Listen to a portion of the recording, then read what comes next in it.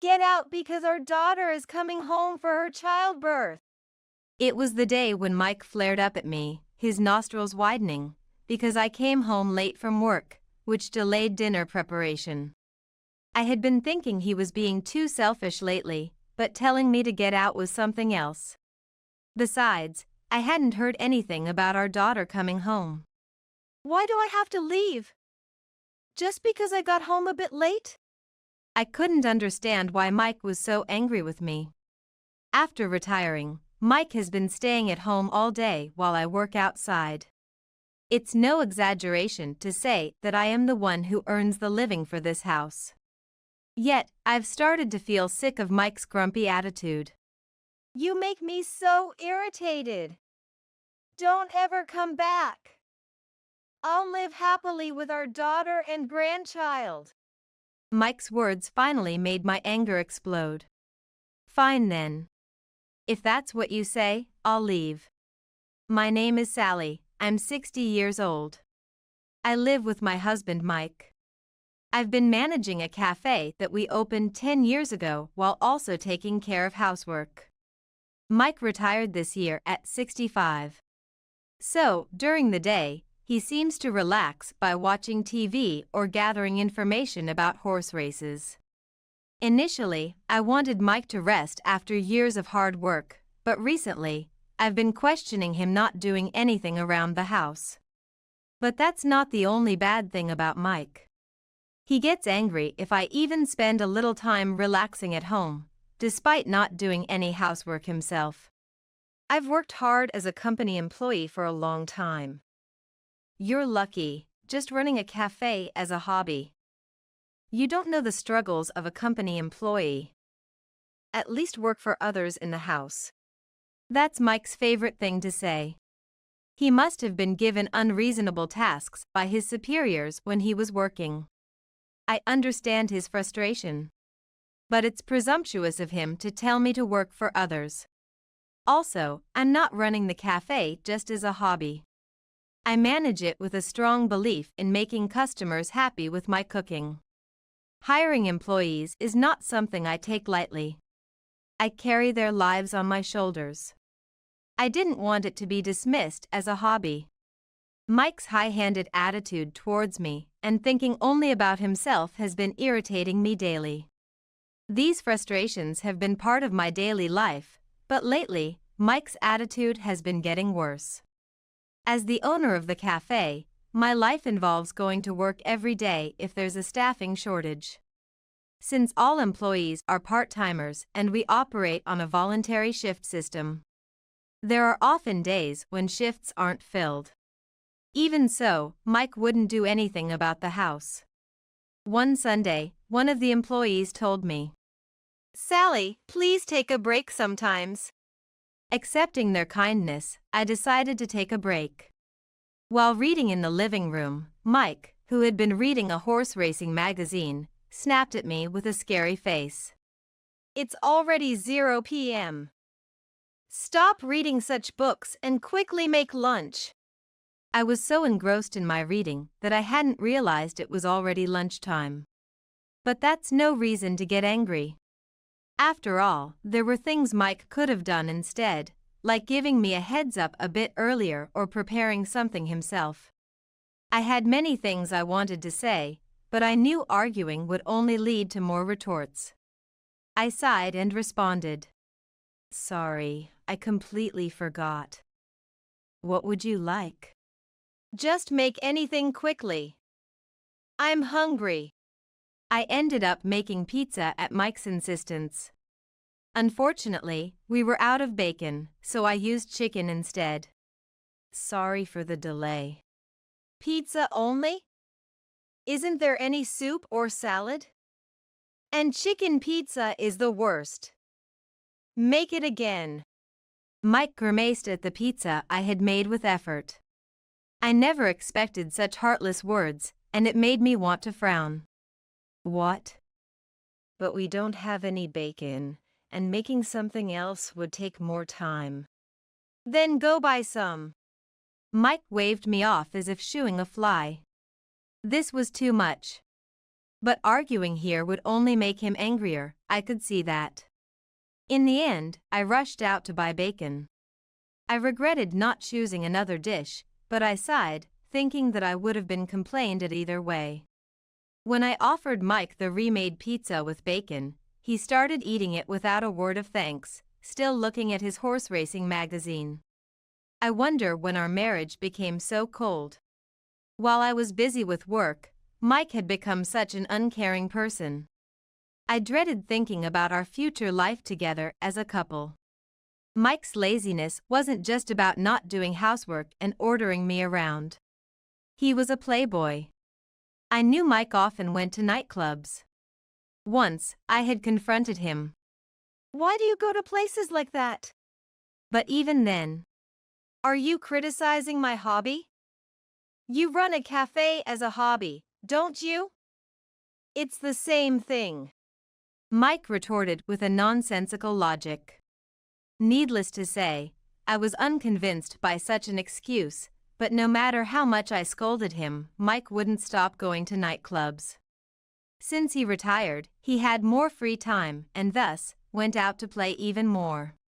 When I confided in a friend, she naturally suggested, Why don't you divorce him? "That's easier said than done." Of course. Though I understood, I couldn't easily make the decision to divorce. I married Mike when I was 35, and frankly, I thought it was a miracle that I got married at all. I lacked confidence in my looks and didn't come from a particularly good family background. Coming from a poor family, I thought I'd end up living a lonely, single life, so I was very happy to have married Mike. Moreover, Mike wasn't always this domineering. It was my fault for pampering him too much. Mike had grown arrogant with age and became selfish. Considering this, I had convinced myself that having an unreasonable husband was better than being alone. I also naively hoped that Mike might mellow with age. Like the old Mike, I hoped he would settle down as he got older. I'm going to the races today. One Saturday, Mike left for the races, humming a tune. He was always in a good mood when going to the races.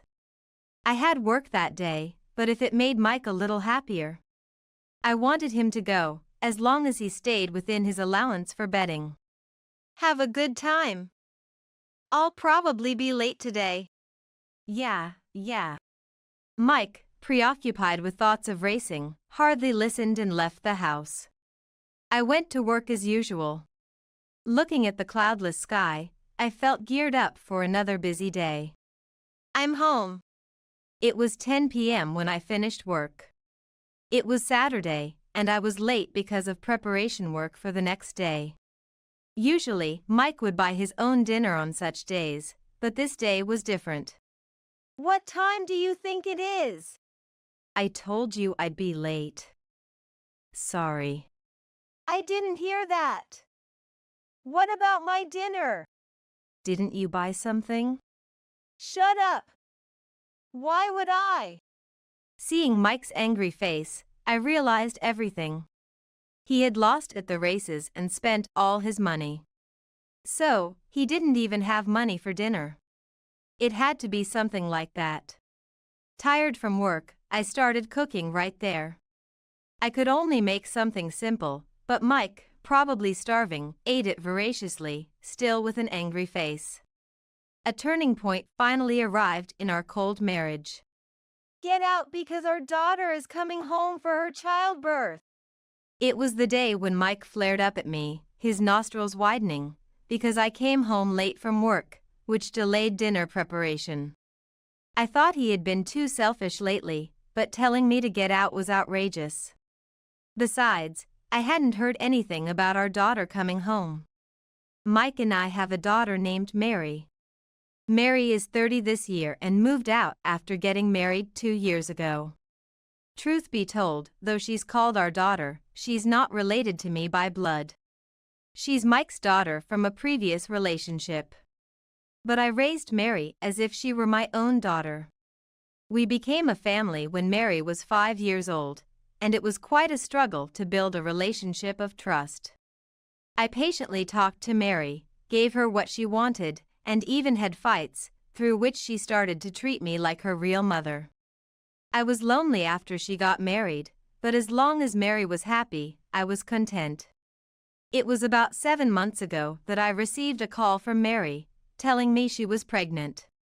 Of course, I was happy, and so was Mike. He was thrilled. Seeing him so excited about meeting his grandchild made me feel warmly towards him, realizing he had such adorable sides. Mary is coming home for her childbirth? Why does Mike know such a thing while I don't? I wasn't even aware that Mary was planning to come home for the childbirth. I had assumed she would give birth at a hospital near our house. I didn't know she was planning to come home for her childbirth. That's because you're not trusted, so you weren't told. Mike mocked me, as if belittling me. Indeed, since I'm not blood related to Mary, I can't know for sure if I'm truly trusted unless I ask her. But is it possible that she wouldn't tell me about her plans for coming home for childbirth? Or is Mike lying? I wanted to confront Mike, but more than that, I was irritated by being told to leave. Why do I have to leave? Just because I got home a bit late? I couldn't understand why Mike was so angry with me. Mike has been at home since his retirement, while I work outside all day. It's no exaggeration to say that our household living expenses are covered thanks to my job. Sure, dinner might be late sometimes, but that's always because I get home late from work. Even so, I always make sure to prepare dinner, no matter how late it is. Yet, I've started to feel sick of Mike's annoying attitude. You irritate me just by being here. Don't ever come back. I have other women, and I'll live happily with my daughter and my grandchild. Mike's words finally made my anger explode. He doesn't realize what will happen if I leave, even though I'm the one paying the $1,500 monthly mortgage. All right then. If that's how it is, I'll leave. Angered by Mike's disdainful words, I went back to my room and pulled out a large carry-on bag. I started packing the essentials, clothes, cosmetics, etc. I couldn't fit everything, so I had to compromise. Of course, I made sure to pack important items like money and debit cards properly. After managing to pack everything, I made my way to the entrance. What's going on? Why do you have such a big bag? You told me to leave, so I'm leaving. Oh, that's good. The thought of not having to see your face anymore is relieving. I felt disgusted with Mike, who seemed happy only at times like this, despite being incapable of doing any household chores by himself. Please take good care of Mary. Of course. My adorable grandchild is coming. I'll feed them delicious food every day. I wondered where Mike got the culinary skills to provide such delicious meals. Maybe he plans to dine out every night? Doing so would surely deplete any amount of money. Even with a pension, daily dining out would quickly drain it, which was easy to predict. Yet, Mike seemed completely unconcerned about money, smirking unpleasantly. Eager to get away from this man, I said. Well then. And left the house. He can try his best to take care of his daughter.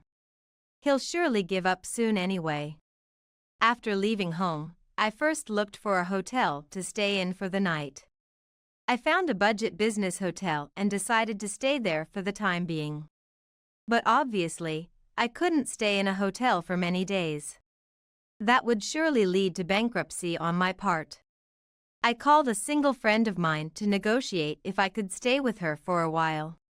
Knowing it was a bold request, I offered to take care of the house and cook meals in return, and she kindly accepted. I was touched by the support of friends, grateful to be allowed to stay from the next day. After checking into the hotel, I planned my next move.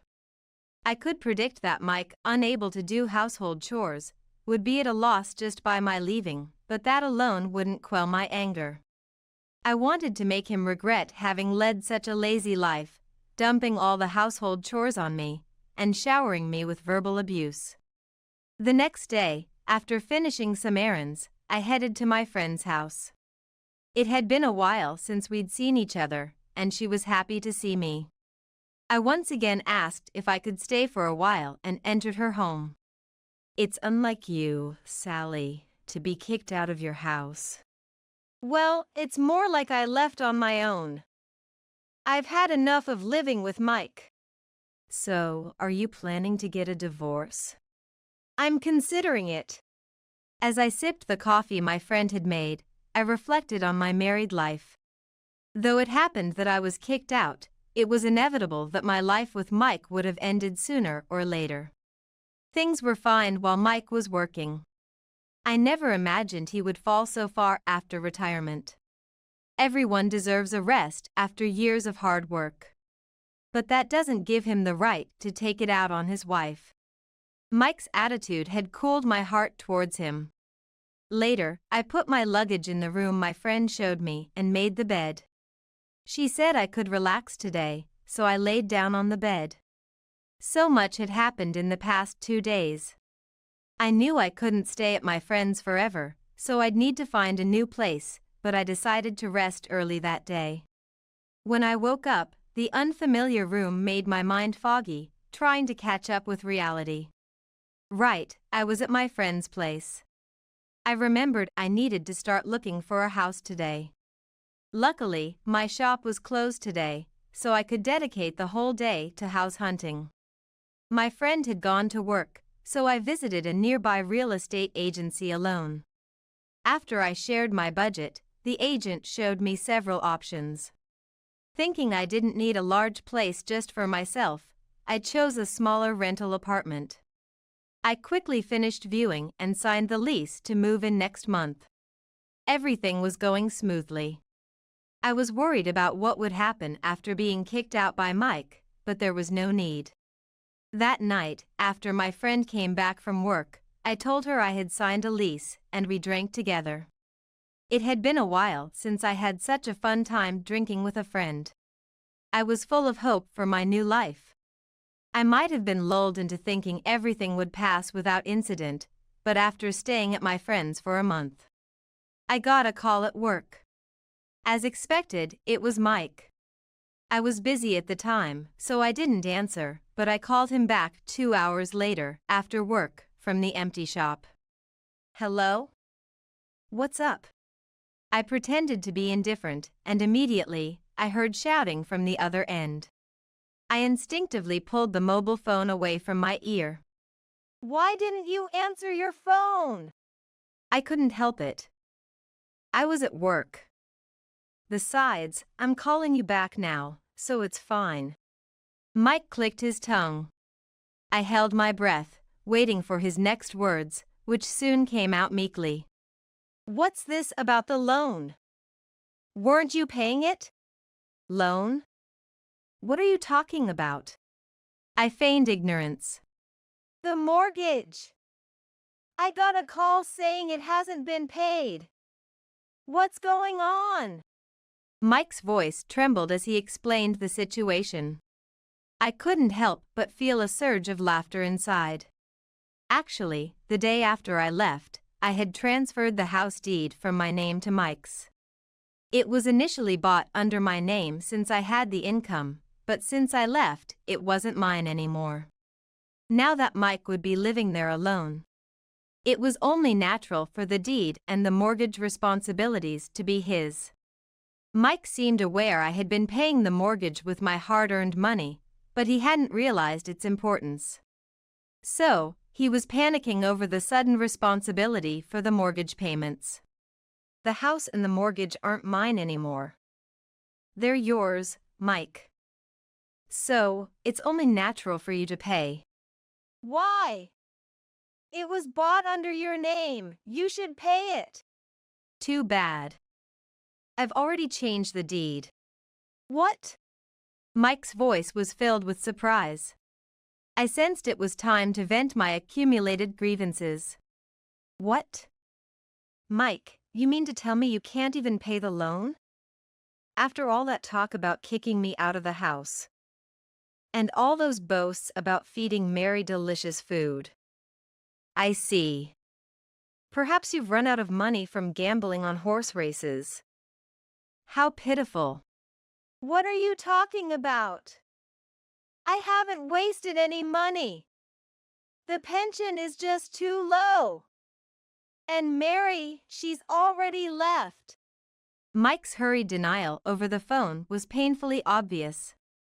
The claim that he hadn't wasted any money was a lie.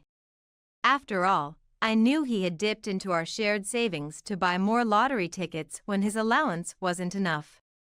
So, I was aware that Mike lacked the capacity to pay the loan. He complains about the pension being low, but he was supposed to receive a decent amount. The fact that $1,500 for the loan isn't available means he should have enough to live on normally. I thought to myself, detached. I know you've spent all our savings on your hobbies, Mike. Must be nice, immersing yourself in your hobbies every day. You didn't have to do anything. 3 meals a day appeared, and I did all the laundry, trash, and cleaning. It was easy for you, wasn't it? That's right. I need you. I can't live without you. Please come back. This time, Mike pleaded with me to come back, changing his tone to one of desperation. I was beyond being appalled by Mike's willingness to change his attitude for self-preservation. It was embarrassing. I can't live with you, Mike.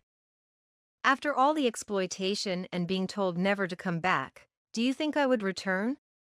Mike, how old are you? You're an adult, aren't you? Take care of yourself. I never thought you were so foolish to kick me out without even the readiness to manage on your own. Don't call me ever again. We're getting a divorce. You will pay off the entire loan. Enjoy your remaining years with Mary and your grandchild. Goodbye.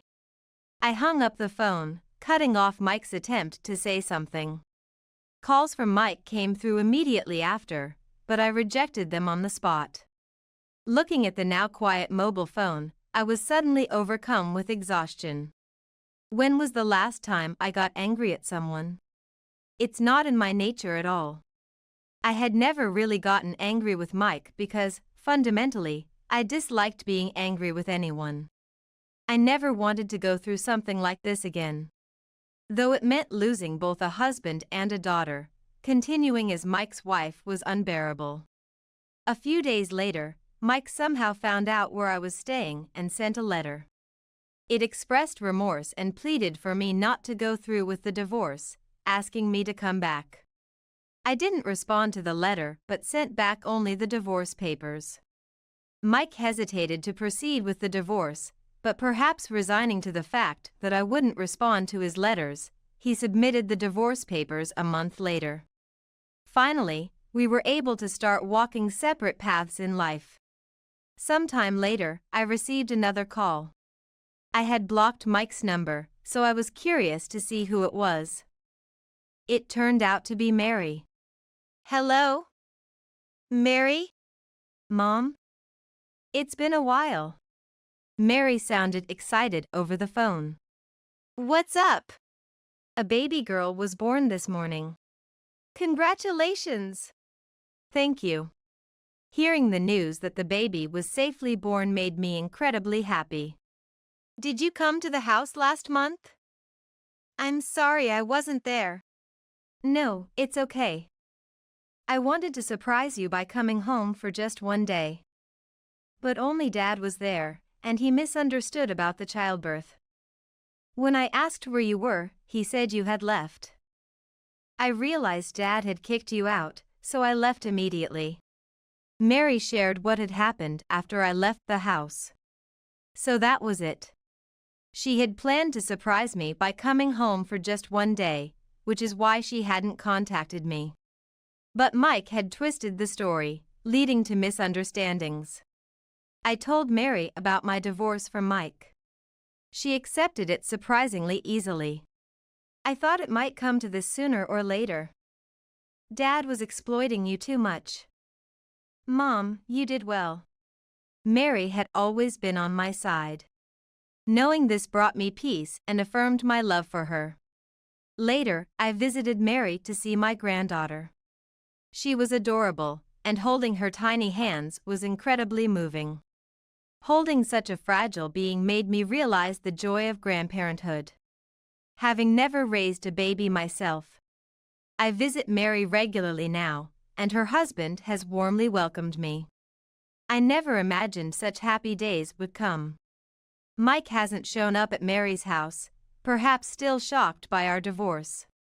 But I couldn't care less. He might be living alone now, struggling with daily chores, drowning in despair. Covering the loan and living expenses with just his pension must be tough, so he might have to work. The image of Mike's downfall crossed my mind, but it no longer concerned me. I'm so glad you're my child. Me too. The one thing I'm grateful to Dad for is marrying you, Mom. Mary and I exchanged smiles, and at that moment, it felt like even my granddaughter smiled for an instant. I have $1.50. Can you take me to where Mommy is in the sky? Standing in front of the bus driver, little Eliza pulled out her wallet from her backpack and offered the money to the bus driver. That's... Confronted with Eliza's earnest gaze, the bus driver looked at us, bewildered. Eliza, come here. I hugged Eliza and explained that it takes more than a bus ride to go where Mommy is now. That Mommy is in the sky because of something I said too casually. Believing my words, Eliza had been desperately figuring out a way to see Mommy. I thought I was being supportive, but I hadn't understood Eliza's feelings that. Learning of Eliza's thoughts made my heart feel like it was about to burst. All I could do was hug Eliza and wait for her to calm down. Then, a voice from behind. Ready to go? Huh? Both Eliza and I looked up in surprise. There stood my husband, Charles, with a stern face. Let's go. Charles, wait, where are we going? Without answering my question, Charles, still looking grim, dragged Eliza to a bus parked nearby and boarded. My name is Stephanie. I met Charles, who is 2 years my senior, through a friend when I was 20. Back then, I worked at a deli.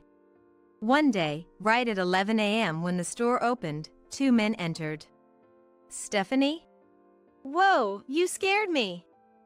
You work around here? My office is about a 10-minute walk from here. We have a meeting in the afternoon, so we thought we'd grab an early lunch. Ah, this is my colleague, Charles. He recommended this deli. Next to my friend Raymond, a man named Charles greeted me. Ah. I know this guy. He comes in about once a week and always buys a sandwich. You come here a lot, don't you? Thanks for always coming. After I thanked him politely, Charles blushed. Seeing Charles's reaction, my friend smirked. Charlie is a really capable guy, someone I look up to. He's quiet but has always been patient and supportive. Stephanie has a gentle, almost animal-like character, like a younger sister.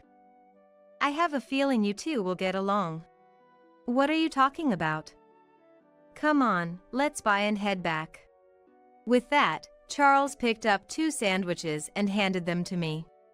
That'll be $8 for both. As I was handing back the change, my fingers brushed against Charles's palm. Oh, I'm sorry. No, I'm sorry for what Raymond said. Let's go. Watching Charles walk away, with Raymond waving goodbye beside him, I noticed Charles's earlobes had turned red. Despite being older, it was somehow endearing. I couldn't help but smile. From that day on, we became aware of each other. Thank you for always providing delicious lunches. No, thank you for coming to buy them. You like salmon, right? Charles nodded shyly. Would you like to go see it together? One day, Charles offered me movie tickets. This is exactly what I wanted to see. Wow, I'm so happy. Seeing me happy made Charles smile shyly. After that, we went out together several times and eventually started dating. Let's make a picnic basket tomorrow and go for a picnic. What do you want to eat? Salmon? I like salmon, but maybe French fries. Choosing his words carefully, Charles shyly confessed that French fries were actually his favorite. French fries aren't in a sandwich. I burst out laughing at his unexpected confession. No, I didn't want to hold up the line for other customers. Charles, as usual, spoke shyly.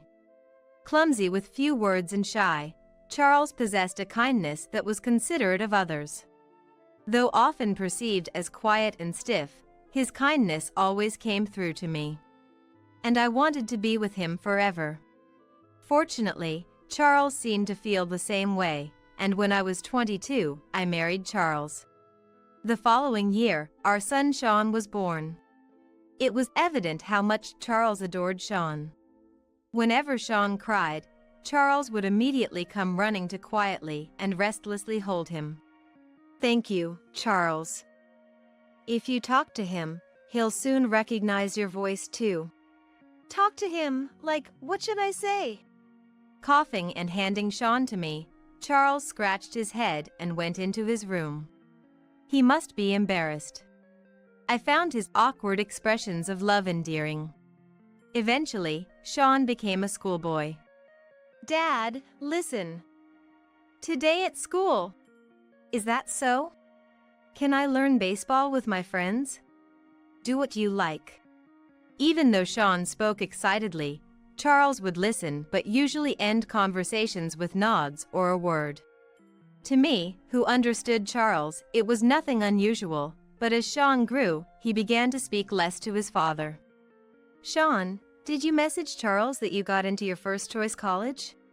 No, tell him for me, Mom. Dad's not interested in me. That's not true.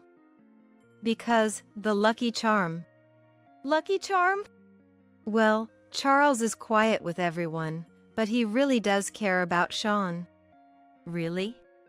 Charles had prepared a lucky charm for Sean's college entrance exams. Don't tell him it's from me. Embarrassed, Charles said this as he indifferently handed me the lucky charm. I ended up giving it to Sean, but it was clear that Charles, more than anyone, cared for and supported Sean. I hoped that someday Sean would recognize Charles's difficult-to-understand way of expressing love. Watching Sean's grown-up back, I couldn't help but wish for that. After leaving home to go to college, Sean got married at 23 to Helen, whom he had been dating since his university days. The night before the wedding, looking for Charles who hadn't come to bed yet, I found him alone in the living room, drinking and looking through an album. He's grown up. I could barely hear Charles's hoarse voice. Trying not to be noticed by Charles, who was flipping through the album while sniffling, I quietly returned to the bedroom. The following year, Sean and Helen had a beautiful little girl named Eliza.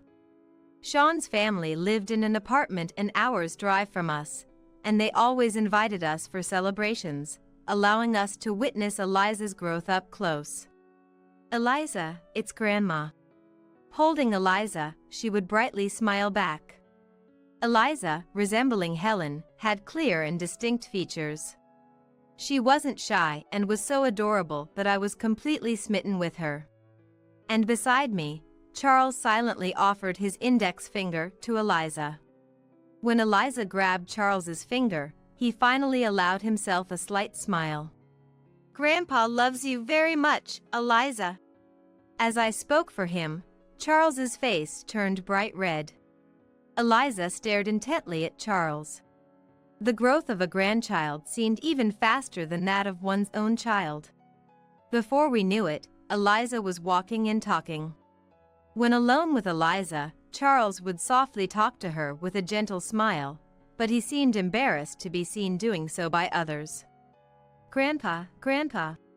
Eliza, Grandpa is busy. Let's play over here with me. Even when Eliza called him in front of Sean and Helen, Charles, embarrassed, would escape to his room. I watched this with a mix of amusement and exasperation. However, Sean sighed beside me. Does Charles have a hard time with little kids?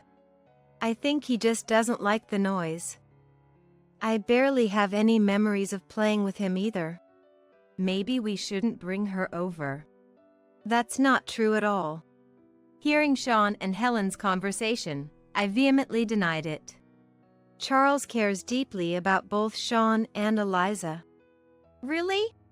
With a look of skepticism, Sean stared at the closed door of Charles's room. I wished the family could understand the kind, family-oriented man that Charles was, but how could I make them see? I was at a loss. Afterward, Sean seemed to continue harboring feelings about Charles's behavior, but Helen saw things differently. This is a matching towel for you and Eliza, if you'd like to use it. Helen handed Charles a bath towel. A cute towel with a bunny pattern. Far removed from Charles's stiff personality, I couldn't help but laugh. Ah, thank you. That's all Charles said before he quickly retreated to his room. I wondered if Helen noticed the slight softening in Charles's expression. Helen continued to make an effort, speaking to Charles whenever she could.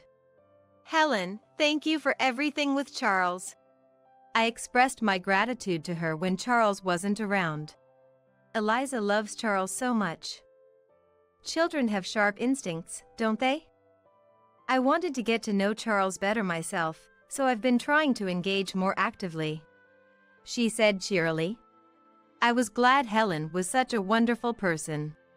Sports days, school performances, summer vacations, Christmas. At least these 4 times, we could meet Sean's family, and each time, we were overjoyed to see Eliza growing up healthy and happy. However, our happiness was abruptly shattered. Helen was killed in a car accident on her way home. Hello, Mom, Helen. Helen. It was a pleasantly cool autumn evening, just a month before Eliza's 6th birthday, when Sean called us. We rushed to the hospital. There, we found Helen, already cold. Beside her was Sean, sobbing uncontrollably in public. It seemed Eliza was still at the childcare center. Mom, stay with Sean. I'll go pick up Eliza from the childcare center. With that, Charles, while worried about Sean, left the hospital room. It was after midnight by the time Sean and I got home, having dealt with the hospital, police, and various procedures. Welcome back. Where's Eliza? She's sleeping in my bed. I made sure she had dinner and took a shower. Thank you. The sink was left with unwashed chopping boards and pans. Sorry. I fell asleep after putting her to bed. I'll clean it up now. No, I'll do it. Thank you, Charles. Helen was particularly careful with Eliza's meals due to her allergies. So Charles, who rarely cooked, must have prepared dinner for Eliza. Charles had never taken care of his granddaughter by himself before, but I thought he did a great job. Back home, Charles silently stayed by Sean's side as he broke down crying again. Eliza faced Helen's body for the first time at the funeral. She looked as if she was sleeping, beautifully dressed. Daddy, why is Mommy sleeping here? Unable to bear Eliza's words, Sean ran out. Eliza watched her father leave with a puzzled look. Mommy's not going to wake up anymore. She's gone to heaven. Did Mommy go alone? Take me with you. Eliza held on to her mom's hand. Mommy, let's go home. You'll catch a cold sleeping here. At just 5 years old, Eliza couldn't understand that her mother would never wake up again. Neither Charles nor I knew how to explain it to her, so we just stood there, helpless. Somehow, we made it through the funeral and returned home. I was worried about Sean, who seemed numb and drained of tears. Hey, Sean, why don't we live together? With 3 adults, we can properly take care of Eliza. Seeing Sean so shut down and shocked, we offered to live with him. Sean nodded silently, and that settled it. We would live together. Wow, I get to live with Grandpa and Grandma? Yay! I hope Mommy comes back soon. Eliza, not understanding anything, was happy with the idea. Leaving already? What about breakfast? I'll eat at the office. I'll be busy for a while, so don't bother preparing dinner. Sean left at 6 a.m. and returned at 11 p.m. By the time he got home, the 3 of us were already asleep. He wouldn't talk to anyone, just took a shower and went to bed. And left before Eliza woke up. Sean seemed to be immersing himself in work on purpose, trying not to think about Helen. Give this to Sean.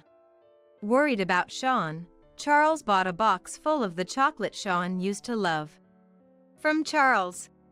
I didn't know if Sean was eating properly at work, but every morning I gave him the chocolate along with a sandwich for breakfast. Every morning, Eliza would wake up and ask if Mommy had come back. Mommy's in the sky now. We can't see her, but she's watching over you, Eliza. Each time, I took Eliza in front of the portrait and explained. Let's say good morning to Mommy. Good morning. Eliza looked unconvinced, and I forced a smile. Come back soon. I heard Eliza's whisper, but I tried to override her words with my own. Today, we'll go pick flowers with Grandma. Since Helen's death, Eliza hadn't gone to childcare. She didn't want to go without Helen, who always took her there. With her mother gone and seeing her father rarely, Eliza must be feeling insecure. Thinking this, I decided to stay by Eliza's side as much as possible to distract her. If you keep looking down, Helen will scold you. She said there was nothing happier than seeing you and Eliza smile. I tried to cheer up Sean, who remained withdrawn, but mentioning Helen's name brought silent tears to his eyes. I'm sorry. But you're Eliza's father. I know. After saying that, Sean quickly left the house. Meanwhile, Eliza, still not doubting that Helen would return, kept asking about her mom every day. Each time, I told her Helen was up in the sky and took her in front of the portrait. Mommy can hear you from here, why don't you talk to her?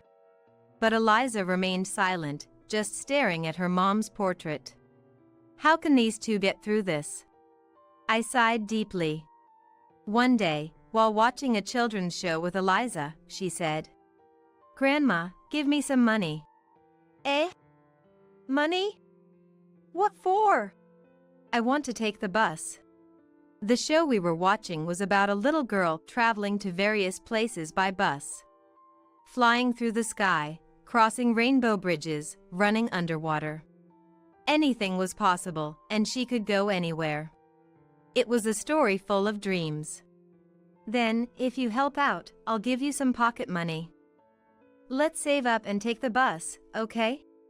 Okay. I saw Eliza's beaming smile for the first time in a long while. Where does Eliza want to go? It might be nice to take a trip together. Maybe it would help Sean feel a bit better. Thinking this, I smiled fondly at Eliza, who was eager to help out. Grandpa, Grandma, we're going to take the bus. A few days later, Eliza appeared in front of us, backpack on and hat in place, all ready to go. Are we going today? Yes. We have to hurry, or we'll be late. Charles and I exchanged looks. Pulled along by Eliza's determination, we found ourselves heading to the bus stop. We're just going to look at the buses today.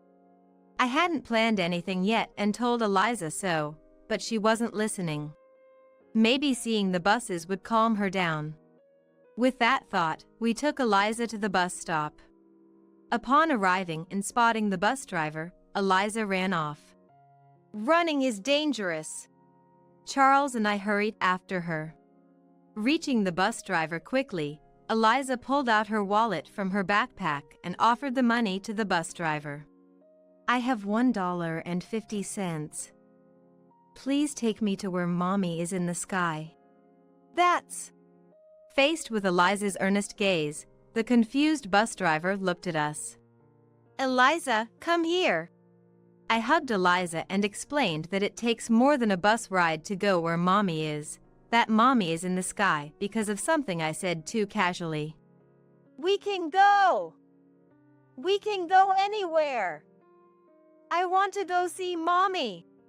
Eliza cried, arguing that since the bus on TV could fly, taking the bus meant she could go see Mommy in the sky. Believing my words, Eliza had been desperately figuring out a way to see Helen. I thought I was being supportive, but I hadn't understood Eliza's feelings at all. Learning of Eliza's thoughts made my heart feel like it was about to burst. All I could do was hug Eliza and wait for her to calm down. Ready to go? About 5 minutes had passed when a voice came from behind. Huh? Both Eliza and I involuntarily looked up. There stood Charles, with a stern face. Let's go. Charles, wait, where to? Without answering my question, Charles, still with a stern expression, firmly grabbed Eliza's arm. Ignoring Eliza's surprise and ensuing tears, Charles dragged her to a bus that was stopped nearby. We're leaving. I hurriedly followed the two of them onto the bus. Soon after, the bus started moving, and we took our seats. Eliza didn't understand what was happening, but her tears had stopped. In the empty bus, we sat in silence. Charles, where are we going? Having regained a bit of composure, I asked Charles about our destination. You'll see soon. Charles said only that, shifting his gaze outside the window. I turned to Eliza. Eliza, want a candy? Eliza nodded. There's the sea over there. The tunnel's long. To break the awkward silence, I made an effort to sound cheerful. After about 30 minutes. We're getting off at the next stop. Charles said this and began walking as soon as the automatic door opened. Holding Eliza's hand so we wouldn't fall behind, I followed him. Charles left the bus stop and got into a taxi that was waiting. Holding Eliza's hand, which looked anxious, we also entered the taxi. Charles must have told the driver the destination before we boarded, because the taxi started moving as soon as we got in. Going out with Grandpa and Grandma is nice, isn't it? The driver spoke to Eliza through the rearview mirror. Eliza didn't reply with much enthusiasm, but the driver continued. There's a place nearby that sells delicious cookies. You should ask them to buy you some. Okay. Hearing about cookies, Eliza's expression lightened slightly, and the driver smiled kindly at her. After about 15 minutes, the taxi stopped in front of a cemetery. I know this place. That's great. You remember coming here before? Yes, we had been here once before. But since we had come by car last time, I didn't realize where Charles was taking us until partway through. Without waiting for us, Charles walked through the cemetery and stopped in front of a grave, beckoning Eliza. Knowing it was a familiar place made Eliza a bit more at ease, and she ran to Charles. Sorry we couldn't explain properly last time we were here. Your mom is sleeping here, Eliza. Charles squatted down to meet Eliza's gaze and spoke slowly. The truth we had been vague about to Eliza. That Helen had died in a traffic accident and that we can never meet people who have passed away again was explained by Charles to Eliza. Eliza, trying to hold back her tears, listened intently to Charles. Even though we can't see Mommy, she's always near you, cheering you on, Eliza. As I fought back tears, I put on my bravest smile for Eliza. Mommy said she's happiest when she sees Eliza and Daddy smiling. Come on, tell Mommy something fun.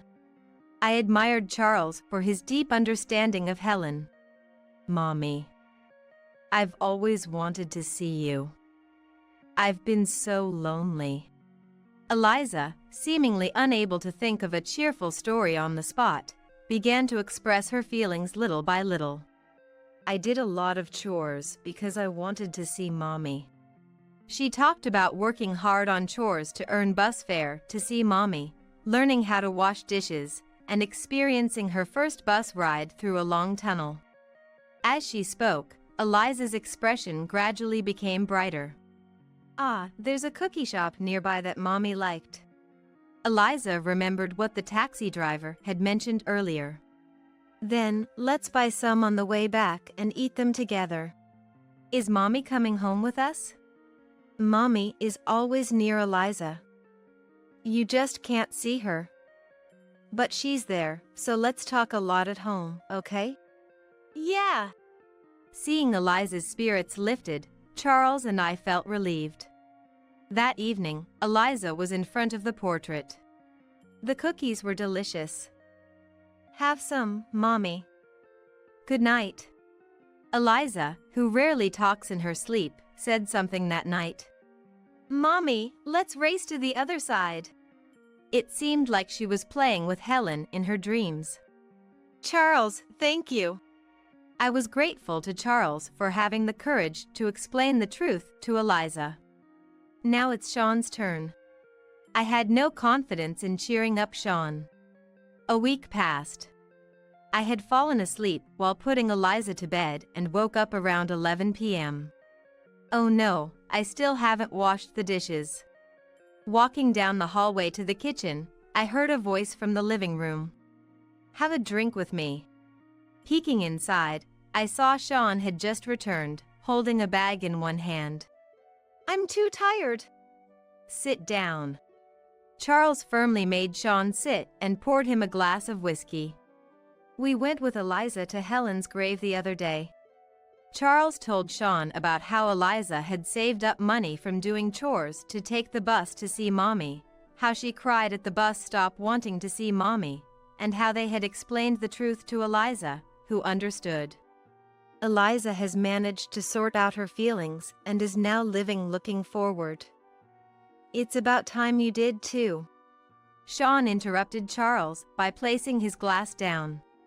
It's not that easy to just switch feelings. Sean tearfully argued that he still couldn't accept Helen's death and had been intentionally immersing himself in work to avoid thinking about her. I'm not a child. I can't just accept it like Eliza. You can't possibly understand how I feel. Charles glared at Sean, who was screaming irrationally, losing his composure. It's not because she's a child that she accepted it quickly. Eliza struggled for a long time before she could accept it. On top of losing Helen, her father, you, weren't around either. The one Eliza wanted to rely on the most was her father, you. Indeed, Eliza, though she never verbalized it, always cared about Sean. No matter how much we were there for her, the sudden separation from the family she had lived with must have been incredibly unsettling. Hearing Charles's words, Sean calmed down a bit. We're at an age where anything can happen. When that time comes, who will protect Eliza? Only her father, you. Sean looked down, tears streaming. Pour all your love into Eliza, for Helen's sake. We're a family, so we should spend time together and get through this together. Before long, tears were also streaming down Charles's face. Charles's words must have struck a chord with Sean. Making sure not to be seen by the two men, I quietly returned to the bedroom. The next morning, all the dishes in the sink were washed, and 2 glasses were set out to dry.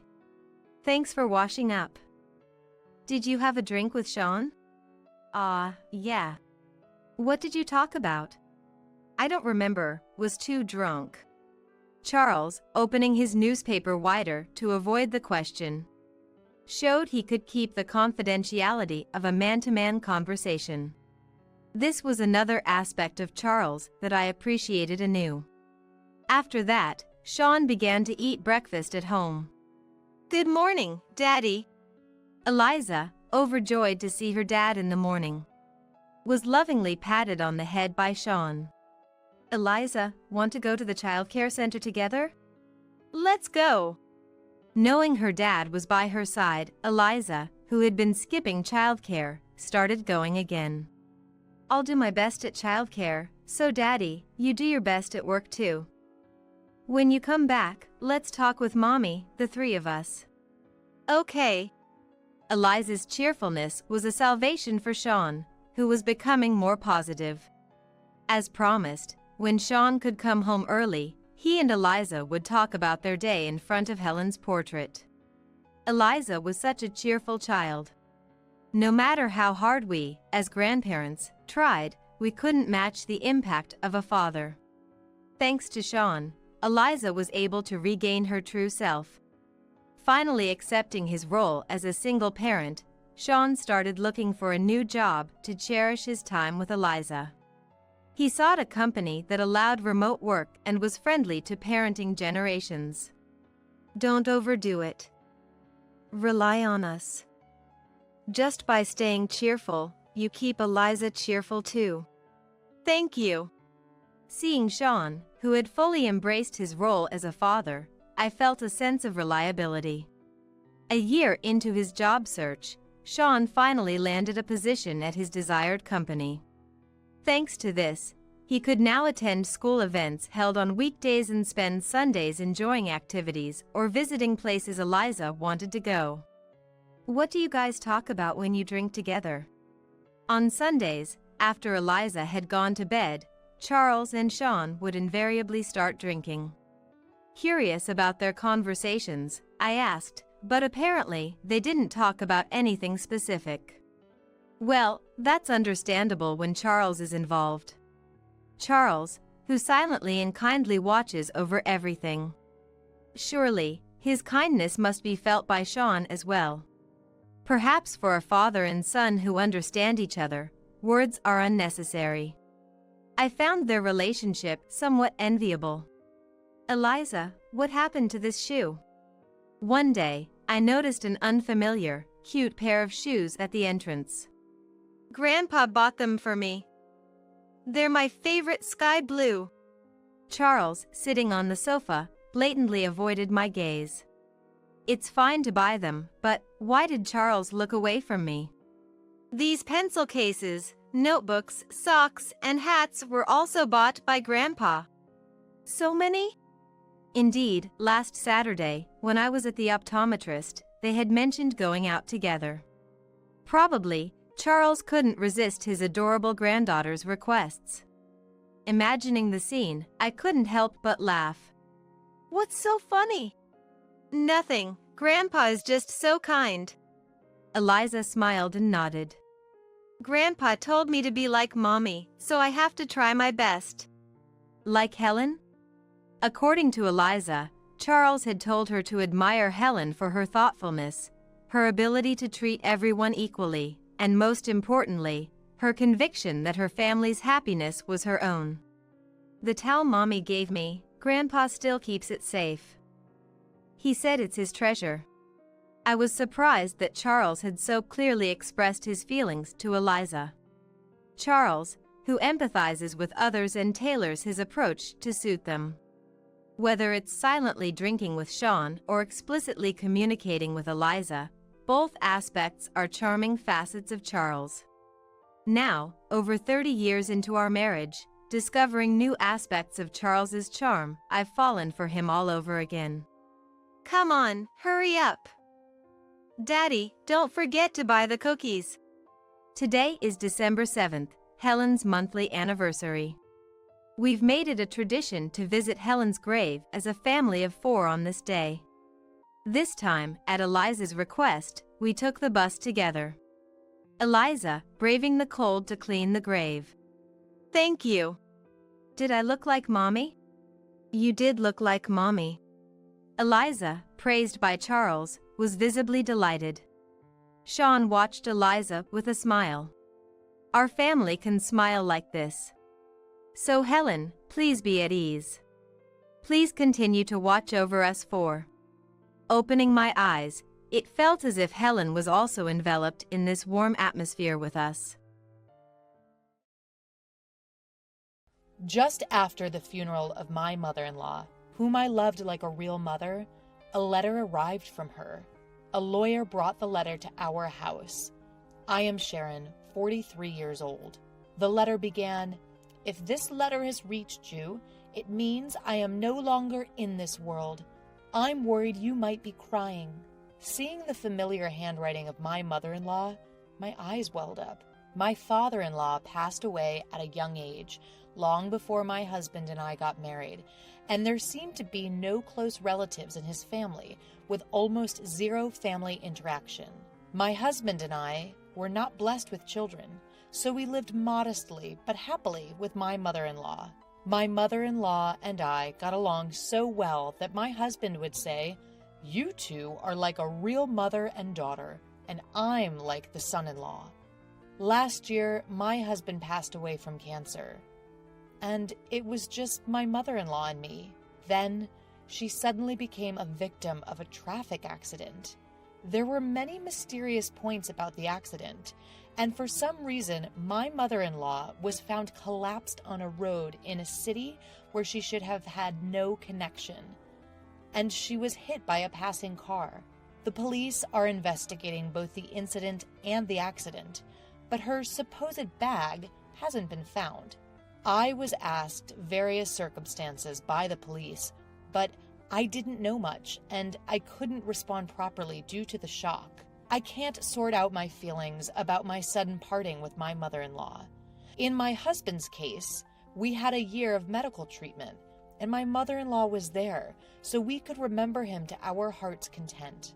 We promised to overcome our grief together and continue living in harmony. While there were things to do like the funeral and administrative procedures, my mind was distracted. But once everything was over, I suddenly became lonely. My own parents had already passed away due to cancer. I have a brother, but he lives in the countryside far away with his family. Even if I wanted to talk to my old friends from my student days, it's difficult because they are all in the midst of raising children. Then, a man claiming to be a lawyer called me. Judging from his voice, he was probably in his 70s, around the same age as my mother-in-law. He apologized for being late to notice my mother-in-law's death and said that there was something he wanted to give me as soon as possible. Is it a letter from my mother-in-law? I had never heard that my mother-in-law had been in contact with a lawyer, and I didn't understand the meaning of receiving a letter from a deceased person. I thought it might be a scam, but I decided to meet the lawyer in case the letter was really from my mother-in-law. The letter continued, "I know you're surprised by this sudden letter from me, but please listen. There is danger approaching you. Believe my words and run away immediately." Reading up to here, I asked the lawyer sitting in front of me, "Excuse me, do you know the content of this letter? Was my mother-in-law targeted by someone?" Indeed, the handwriting was my mother-in-law's. It was characterized by her unique quirks, and I recognized it instantly, but I couldn't make sense of the content. The turn of events is so dramatic it can only be likened to a poorly crafted prank. My mother-in-law passed away in a car accident, but the driver has already been apprehended. The driver testified that he found my mother-in-law lying in the road, and that's why the discovery was late. My mother-in-law had signs of being hit, suggesting she might have lost consciousness from it, I was told. If this letter is true, my mother-in-law must have had a suspicion of who had attacked her. Did she know she would get tangled in this incident? If so, why didn't she run away? I felt the tears welling up again. The lawyer, composed as ever, said, "I haven't read the contents, but I believe I could guess what it's about."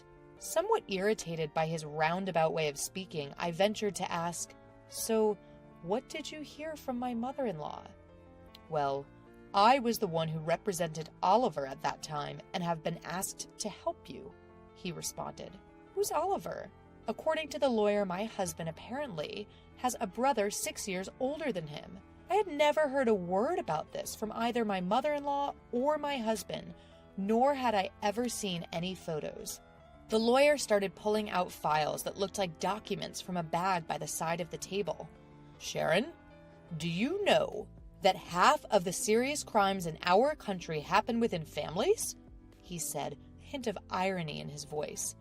Tragically, the place where we should feel safe and the most content, the family home, is where these heartbreaking incidents of a family member taking another family member's life occur.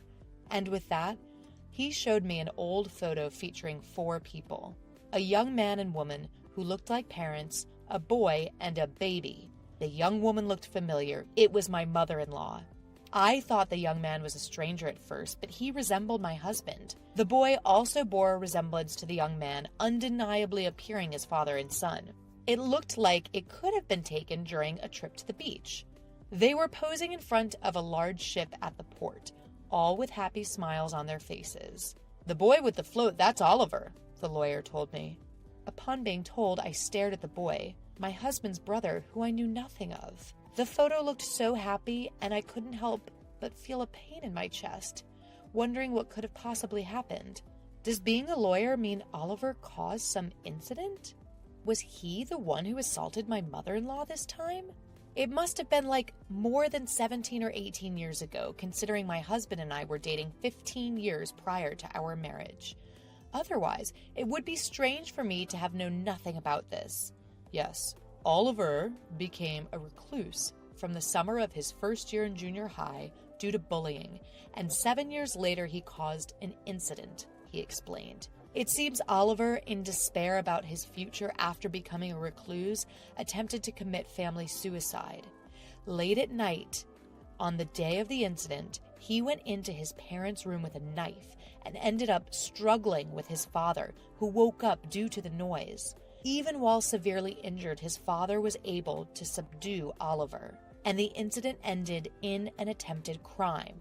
However, upon hearing his mother scream during the struggle between his father and Oliver, my husband, who was 14 at the time, called the police. Police cars and ambulances rushed to the scene, causing a brief stir in the usually quiet residential area. At the time, societal issues such as hermits and NEETs were becoming common, and the media would sensationally report on stories like a reclusive boy planning a murder-suicide with his family. I remember hearing news like this, but I had no idea if it was referring to the husband's family or not. After all, similar stories were often reported in the media. However, it was different for those involved. The husband's family, unable to withstand the rumors, ended up moving house several times, almost like fleeing in the night. Whether it was due to the severe injuries at the time or the subsequent stress, the father-in-law passed away a few years later. The mother-in-law and the husband changed their names back to the mother-in-law's maiden name, and it was said that they were finally able to lead a normal life in their current place. Both the perpetrator and the victim are family, so there's no outlet for emotions in family incidents. You can't fully hate or detest. Any person would be confused if suddenly put in such a complicated situation. Living under the public eye, rumors, and bashing is very hard. I hope you can empathize with the feelings of the deceased who couldn't talk to you, Sharon, the man summarized. I was at a loss for words due to the harshness of it all. I had never considered what happened to the family after such an incident, but as long as they are alive, life goes on. The in-laws must have seen the boy, Oliver, as their adorable child. The photo of Oliver that I was shown had a smile that greatly resembled my husband's, but the button that was mistakenly buttoned couldn't be fixed, and he ended up facing the worst tragedy. Later, Oliver was sentenced to actual imprisonment and was said to have served time. When the lawyer started explaining at length, I represented Oliver, remember? The same punishment applies even for an attempt, life imprisonment, or at least 5 to 20 years in prison. I interrupted him by asking, a minimum of 5 years? Are you saying Oliver could be out already? Yes, he was actually released about 2 years ago. According to the lawyer, the prosecutor's office has a victim notification system. After a verdict is confirmed, you can apply to the prosecutor's office to be notified about the planned release date of the offender, or even after they have been released. Even without that, the mother-in-law is Oliver's biological mother. She had been notified of his residence after his release. Around that time, my husband had been diagnosed with cancer and was undergoing treatment, and the mother-in-law didn't want to worry him, so it seems she couldn't consult with him. Oliver told me at the time that he committed the crime because he was pessimistic about his future. With some hesitation, the lawyer told me, it seems he wanted money to spend. Oliver, who had been a shut-in for many years, had started to secretly use the mother-in-law's credit card to pay for online games and online shopping, and he had been scolded by his father. Apparently, he had used a lot of money to buy weapons for a game on the evening of the crime and had his computer taken away. Oliver lied to the lawyer, and his real father, mother, and brother who knew the truth said nothing. While they hoped Oliver would genuinely reflect on his actions and serve his punishment, they did not reveal the inside story of the post-release defamation and slander. Was this out of familial love? Truth be told, my mother-in-law was often visiting Oliver, my brother-in-law, who was serving time in prison. Every time she went, she would come back disappointed by Oliver's unchanging, unrepentant demeanor. She was afraid to live with Oliver again after his release. The danger of violence was part of the fear, but she knew if she or her son were to die, Oliver would come to me asking for money. As his release date approached, there was an increase in tedious paperwork. She had to decide where to house him. Distressed, my mother-in-law decided to consult a lawyer who knew about the case and ask him to handle the procedures. What was Oliver doing for a living 2 years ago? It turned out that through the lawyer, she had been helping Oliver by renting an apartment for him. She would do his shopping. She was giving him money saved in her dresser and her own retirement savings. The inheritance she would receive if her son, in other words, her own child, died. After his release, Oliver became a shut-in again and did not work. Money is limited, and through the lawyer, my mother-in-law conveyed, I can't support you forever. You need to start working on your own. But Oliver flatly refused. Doesn't my mother love me? She's always favoring my brother. She won't give me money because my brother told her not to. He made a big fuss. The lawyer said, although it may have been an accident, the deceased was worried that Oliver might cause some trouble. He kept insisting that I give him money. Oliver became aggressive towards the lawyer as well, and seemed to be asking in detail about my mother-in-law's income and current life of his father and brother. Fortunately, I don't think he knows our address, but I'm worried that his apartment is near where the deceased died. At that moment, I remembered that the bag was not found. Then the doorbell rang. The only expected visitor was the lawyer. Excuse me for a moment. I excused myself and headed to the entrance. I had a bad feeling. When I checked through the peephole, there was a man standing who looked a lot like my husband. I could see the bag that my mother-in-law used to use. Quietly retreated to the living room and called the lawyer. I think, it might be Oliver. What should we do? He has my mother-in-law's bag. My voice was shaking with tension, and the lawyer's face stiffened. Call the police right now. I might have meant to call the police, but I was too upset. I ran out the back door to the nearby police station. Did my mother-in-law and husband foresee this situation in the future? Or did they unconsciously choose a house near the police? I don't know anymore. Afterwards, when Oliver saw the police officers who came with me, he immediately tried to run away and was caught by a police officer who then interviewed him. As I suspected, the man who looked like my husband was Oliver, in other words, my brother-in-law. The lawyer called him Oliver, which was probably his name at the time, and I had been calling him Oliver because I had seen a family photo from when he was a small boy with a hint of innocence, but in reality, he was an unhealthy-looking middle-aged man. It strangely angered me that he looked like my husband. This man had been tormenting my mother-in-law and husband. I'm just here to collect my share, your mom's inheritance. It exists, right? Even my younger brother died last year. Hand over my inheritance.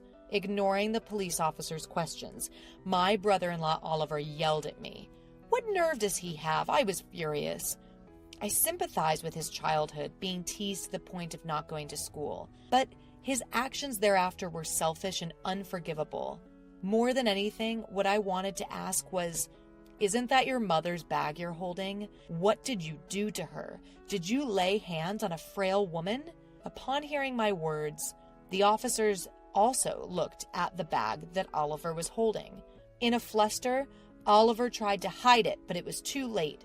As one officer reached out his hand, Oliver snarled at him. Hey, this is my money. I can't help it. It was the last thing my mom said. I only hit her a few times to teach her a lesson for being cheeky. Oliver's thought process made me shudder. There was no sense in his words, and he showed no remorse. Moreover, hey, you are my brother's wife, aren't you?